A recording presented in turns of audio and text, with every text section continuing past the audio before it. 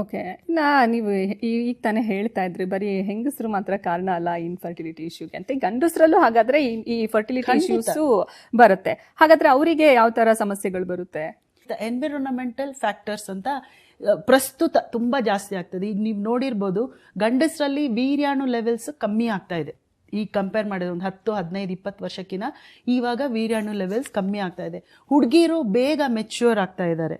Okay, so ಇದೆಲ್ಲ ಏನು ಕಾರಣ ಅಂತಂದರೆ ಎನ್ವಿರಾನ್ಮೆಂಟ್. ಇವಾಗ 10 ವರ್ಷ, 15 ವರ್ಷ ಅಥವಾ ಇನ್ನೂ 50 ವರ್ಷ ಹಿಂದೆ ಹೋದರೆ ಅವ್ರಿಗೆ ಇಷ್ಟು ಸ್ಟ್ರೆಸ್ ಇರಲಿಲ್ಲ, ಅಥವಾ ಪೊಲ್ಯೂಟೆಂಟ್ಸ್ ಅಂತ ನಾವೇನು ಹೇಳ್ತೀವಿ ಎನ್ವಿರಾನ್ಮೆಂಟಲ್ಲಿ, ಅದಿರಲಿಲ್ಲ. ಮೋಸ್ಟ್ ಇಂಪಾರ್ಟೆಂಟ್ ನಾನು ಇವತ್ತು ಹೇಳೋಕ್ಕೆ ಇಷ್ಟಪಡೋದು ಅಂದರೆ ಎಂಡೋಕ್ರೈನ್ ಡಿಸ್ರಪ್ಟರ್ಸ್ ಅಂತ ಇರುತ್ತೆ.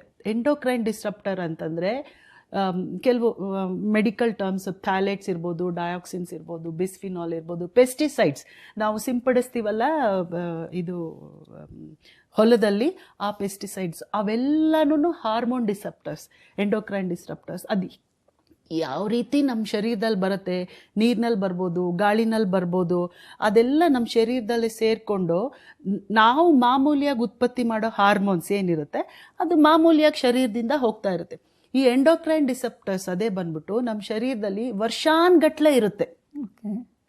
ಸೊ ಅದರಿಂದ ತೊಂದರೆ ಆಗುತ್ತೆ. ಪ್ಲಾಸ್ಟಿಕ್, ಯಾರ್ಯಾರು ನೀವು ಪ್ಲಾಸ್ಟಿಕ್ ಉಪಯೋಗಿಸ್ತಿದ್ದೀರಾ, ಎಸ್ಪೆಷಲಿ ಮೈಕ್ರೋವೇವಲ್ಲಿ ಬಿಸಿ ಮಾಡ್ತಿದ್ದೀರಾ ಪ್ಲಾಸ್ಟಿಕ್ಕಲ್ಲಿ ಡಯಾಕ್ಸಿನ್ಸ್ ಇದ್ದೇ ಇರುತ್ತೆ. ಅದು ಊಟದಲ್ಲಿ ಒಳಗಡೆ ಹೋಗುತ್ತೆ. ಅದು ಹೆಣ್ಮಕ್ಳಿಗೆ ಹೋದಾಗ ಅವ್ರಿಗೆ ಋತುಚಕ್ರದಲ್ಲಿ ಪ್ರಾಬ್ಲಮ್ ಆಗ್ಬೋದು, ಇನ್ಫರ್ಟಿಲಿಟಿ ಆಗ್ಬೋದು, ಗಂಡಸರಲ್ಲಿ ಸೀಮೆನ್ ಕೌಂಟ್ ಕಮ್ಮಿ ಆಗ್ಬೋದು. ಸೊ ಎನ್ವಿರಾನ್ಮೆಂಟ್ ಬಗ್ಗೆ ನಾವು ತುಂಬ ಇಂಪಾರ್ಟೆನ್ಸ್ ಕೊಡಬೇಕು.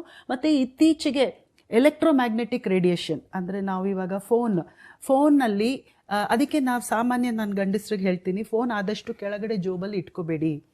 ಆಮೇಲೆ ಸ್ಪರ್ಮ್ಸ್ ಡೆವಲಪ್ ಆಗಬೇಕಾದ್ರೆ ಅದು ಕೆಳಗಡೆ ಶರೀರದಿಂದ ಒಂದು 3 ಡಿಗ್ರೀಸ್ ಕೆಳಗಡೆ ಇರಬೇಕು. ಆದ್ದರಿಂದ ತುಂಬ ಟೈಟ್ ಜೀನ್ಸ್ ಹಾಕ್ಕೊಳ್ಳೋದಾಗಲಿ, ಅಂಡರ್ವೇರ್ ಟೈಟಾಗಿ ಹಾಕ್ಕೊಳ್ಳೋದಾಗಲಿ, ಬಿಸಿ ನೀರಿನಲ್ಲಿ ಸ್ನಾನ ಮಾಡೋದಾಗಲಿ ಅದು ಅವಾಯ್ಡ್ ಮಾಡಬೇಕು. ಕೆಲಸ ಎಲ್ಲಿ ಬಾಯ್ಲರ್ ಫರ್ನೇಸ್ ಇದೆ, ಜಾಸ್ತಿ ಕೆಲಸ ಅಂತ ಅದೆಲ್ಲ ಕೇಳ್ತೀವಿ ನಾವು ಹಿಸ್ಟ್ರಿನಲ್ಲಿ, ಅದೆಲ್ಲ ಕೇಳ್ತೀವಿ. ಅದಲ್ಲದೆ ವೈಯಕ್ತಿಕವಾಗಿ ಇವ್ರು ಹೇಗಿದ್ದಾರೆ ಇವಾಗ ಅದು ಇಂಪಾರ್ಟೆಂಟು. ಒಬ್ರೊಬ್ರು ಅವ್ರು ಸಮಂಜಸವಾಗಿದ್ದಾರಾ ಇಲ್ವಾ, ನಾವು ಹೇಳಿದ ಟೈಮಲ್ಲಿ ಇರ್ತಾ ಇದ್ದಾರಾ, ಅದು important. Work stress important. So ಅನೇಕ ಕಾರಣದಿಂದ ಎನ್ವಿರಾನ್ಮೆಂಟ್ ಈ ಪ್ರಸ್ತುತ ತುಂಬ ಪರಿಣಾಮ ಬೀರ್ತಾ ಇದೆ. ನಾವು ಫಸ್ಟ್ ಆಫ್ ಆಲ್ ನಾವು ಹೇಳೋದು, ಯಾರೋ ಮಕ್ಕಳಾಗಕ್ಕೆ ಬರಬೇಕು ಅಂದರೆ ದಯವಿಟ್ಟು ನೀವು ನಿಮ್ಮ ಮನೆಯವ್ರ ಜೊತೆ ಬನ್ನಿ. ಗಂಡ ಹೆಂಡತಿ ಒಟ್ಟಿಗೆ ಬರಬೇಕು.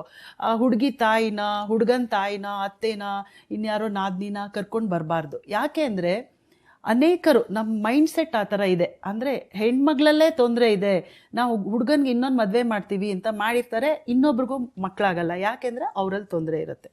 ಸೊ ಏನೇನು ತೊಂದರೆ ಇರ್ಬೋದು ಅಂತಂದರೆ ಇವ್ರಿಗೆ ವೀರ್ಯ ಉತ್ಪತ್ತಿನಲ್ಲಿ ತೊಂದರೆ ಇರ್ಬೋದು. ಈಗ ನಾವು ಬರೀ ಅಂಡಕೋಶ, ವೃಷಣ, ವೀರ್ಯಾಣು ಆ ಥರ ಹೇಳ್ತಾ ಇರ್ತೀವಿ. ಬಟ್ ಅದು ಉತ್ಪತ್ತಿ ಆಗೋಕ್ಕೆ ಅದನ್ನು ಬರೀ ಆ ಥರ ನೋಡೋಕ್ಕಾಗಲ್ಲ. ಸಮಸ್ತ ಶರೀರ ನೋಡಬೇಕು. ಮೆದ್ಲಿಂದ ಶುರುವಾಗಿ ಅದು ಹಾರ್ಮೋನ್ಸ್ ಉತ್ಪತ್ತಿ ಆಗುತ್ತೆ. ಸೊ ಅಲ್ಲಿಂದ ತೊಂದರೆಗಳಿರ್ಬೋದು, ಥೈರಾಯ್ಡ್ ತೊಂದರೆ ಇರ್ಬೋದು, ಮೆದ್ಲಲ್ಲಿ ತೊಂದರೆ ಇರ್ಬೋದು, ಅಥವಾ ವೃಷಣದಲ್ಲಿ ಸೋಂಕು ಇರ್ಬೋದು, ವ್ಯಾರಿಕೋಸೀಲ್ ಅಂತ ಹೇಳ್ತೀವಿ, ಅಂದರೆ ರಕ್ತನಾಳಗಳು ಊದ್ಕೊಂಡಂಗೆ ಇರ್ಬೋದು, ಅಥವಾ ಎನ್ವಿರಾನ್ಮೆಂಟಲ್ ಕಾಸಸ್ ಇರ್ಬೋದು, ಕೆಲವು ಸತಿ ವಂಶವಾಹಿನಿನಲ್ಲಿ ತೊಂದರೆ ಇರ್ಬೋದು.